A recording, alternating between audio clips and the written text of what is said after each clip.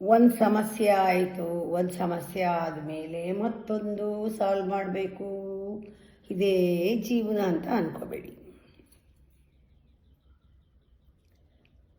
ನಿಜವಾಗ್ಲೂ ಆ ಲೈಫ್ ಅನ್ನೋದಿದೆಯಲ್ಲ, ಆ ಲೈಫು ಇನ್ಸ್ಪೈರ್ ಮಾಡ್ತಾ ಇರೋದೇ ಅದು ನಮ್ಮನ್ನು. ಬೆಳಗ್ಗೆ ಏಳಕ್ಕೆ ಸ್ಫೂರ್ತಿ ಕೊಡ್ತಾ ಇರೋದೇ ಆ ಲೈಫ್ ನಮ್ಮಲ್ಲಿ ಆ ಮಾನವೀಯತೆಯನ್ನು ತೋರಿಸ್ತಾ ಇದೆ ಆ ಲೈಫ್ ಅನ್ನೋದು.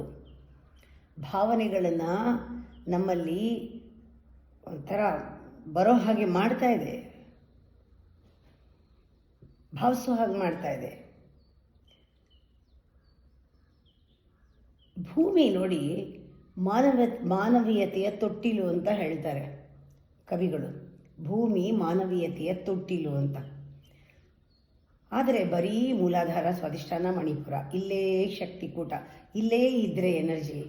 ಆ ಫೈರ್ ಹತ್ಕೊಳ್ಳೋ ಹಂಗೇನೆ ಅದು ಕೆಳಗೊಟ್ಟೋಗುತ್ತೆ, ಆರೋಗುತ್ತೆ. ಆ ಫೈರು ಇನ್ನು ಸೂರ್ಯ ಆಗಬೇಕು, ಅಗ್ನಿ ಸೂರ್ಯ ಆಗಬೇಕು, ಸೂರ್ಯ ಚಂದ್ರ ಆಗಬೇಕು, ಚಂದ್ರನ 16 ಕಲೆಗಳು ಸೇರಬೇಕು ಮನುಷ್ಯನಲ್ಲಿ. ಆ ಶ್ರೀ ವಿದ್ಯಾ ದೊರಕಬೇಕಲ್ವಾ, ರಹಸ್ಯಗಳು ಗೊತ್ತಾಗಬೇಕಲ್ವಾ.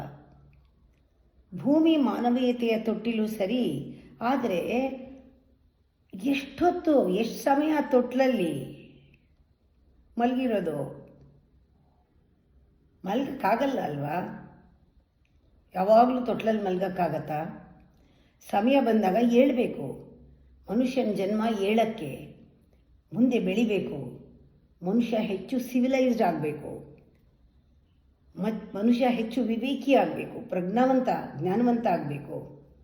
ಸುಪ್ರೀಂ ಕಾನ್ಷಿಯಸ್ನೆಸ್ ಏನು ಅಂತ ತಿಳ್ಕೋಬೇಕು. ನಮ್ಮನ್ನು ನಾವು ವಿಸ್ತರಿಸ್ಕೊಳ್ಬೇಕು, ಶರಣಾಗಬೇಕು ಅದಕ್ಕೆ.